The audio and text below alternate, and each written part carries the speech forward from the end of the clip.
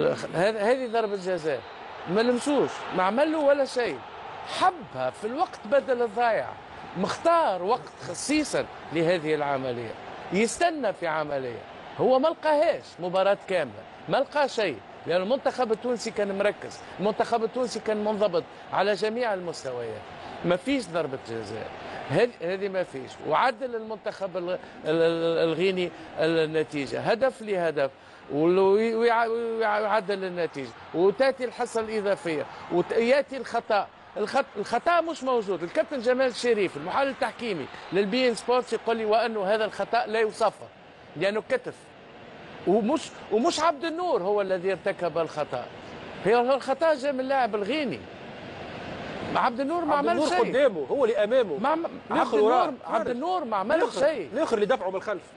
ما عمل شيء، وجاء هذا بولو يسجل الهدف الثاني لفائدة المنتخب الغيني الاستوائي.